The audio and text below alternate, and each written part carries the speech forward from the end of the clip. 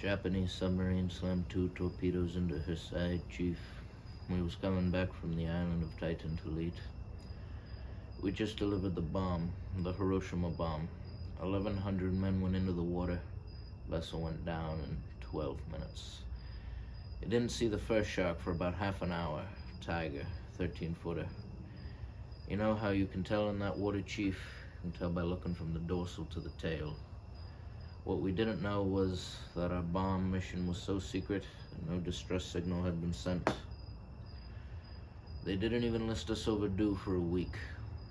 The very first light, Chief. Sharks would come cruising by, so we formed ourselves in tight groups. It was sort of like the calendars, you know, the infantry calendars and the old calendars, like the Battle of Waterloo.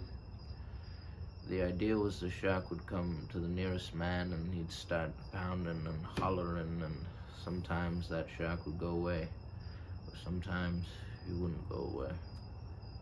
Sometimes that shark looks right at you, right into your eyes, and the thing about a shark is he's got lifeless eyes, black eyes, like doll's eyes. When he comes at you, he doesn't even seem to be living, till he bites you and you hear that terrible high-pitched screaming. The ocean turns red, and despite all your pounding and your hollering, those sharks come in and they rip you to pieces. You know, by the end of that first dawn, we'd lost 100 men. I don't know how many sharks there were, maybe 1,000. I do know how many men. They averaged 6 an hour. Thursday morning, Chief, I bumped into a friend of mine, Herbie Robinson from Cleveland, baseball player, Boston's mate. I thought he was asleep. I reached over to wake him up. He bobbed up and down in the water. He was like a kind of top, upended, and he'd been bitten in half below the waist.